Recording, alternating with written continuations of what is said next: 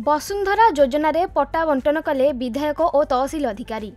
कलाहांडी जिला कोकोसरा ब्लॉक तहसिल कार्यालय पक्षर 22 पंचायतर 205 जन हिताधिकारी को वसुंधरा योजन 4 डिसमिल घरडीह पट्टा प्रदान करा जायछि। एही कार्यक्रम में मुख्य अतिथि भाव धर्मगढ़ विधायक सुधीर रंजन पाटजोशी जोग देथिले। सम्मानित अतिथि भाव ब्लॉक उपाध्यक्ष राजीव अग्रवाल, बीडीओ हिमांचल माझी उपस्थित रही पट्टा बंटन करथिले। एहा व्यतीत भित्तिभूमि नथिबा 11टी विद्यालय और अबकारी थाना निर्माण पई मध्य पट्टा प्रदान करा जायछि। कार्यक्रम को अतिरिक्त तहसीलदार मोहन जेना परिचालन करिसंती।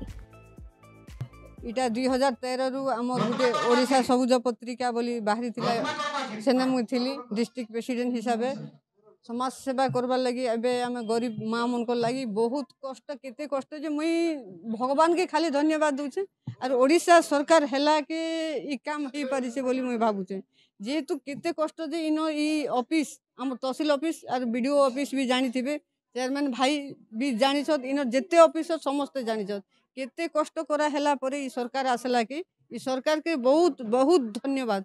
जानचोट वसुंधरा योजनाटा बहुत दिन कार्यकारी होचे, किंतु विगत दिन मानकरे वसुंधरा योजना को ठीक ढंग रे कार्यकारिता हो आज नूतन सरकार आसिले मोहन माझी सरकार रे जमीन लोकों के किबड़ी भाव रे घरडीहहीन लोकों को जमीन लोकों को किबड़ी भाव रे घरडीह पे 4 डिसमिल जगह दिया जिवो तार पई त्वरान्वित करागला।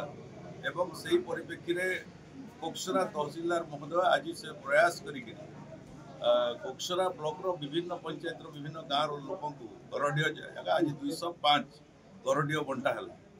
एवं तार संगे संगे स्कूल घर 11 गोटे स्कूल घर गोटे एक्साइज पे गोटे बिल्डिंग एक्साइज घर पे गोटे जगह तार अंगनवाड़ी वर्कर गोटे बिल्डिंग पे गोटे जगह ये विभिन्न प्रकार आज कोकसरा तहसीलदार इनिशिएटिव रे आज गुड़ा कार्यकारी करा जायछि। निश्चित भाव रे जानुथिबे अंचलवासी किभଳି भाव रे खुशी अच्छा अंचलवासी आवश्यकता मिलवार सरकार गुरुत्व देकर पूरण कर जहाँ सूचना मोर पाखे अच्छे तहसीलदार महोदय आगामी दिन में आर व्यापक भाव रे ये घरडीह जेन मान नहीं ना से आउ पट्टा बंटन करवार व्यवस्था करा ये हूँ सरकार कार्यक्रम ताको ठीक ढंग से आज कार्यकर्ता करा जाउछे। समस्त प्रशासनिक अधिकारी मान समस्ते सहयोग करी कार्यक्रम कर समस्त मोर तरफ धन्यवाद दूचे एवं कार्य को आउ आमे त्वरित करमु आउ जनता के आगामी दिन रे गरीब लोक माने घरडीह पाई पारबे तार पई निश्चित भाव प्रयास करा।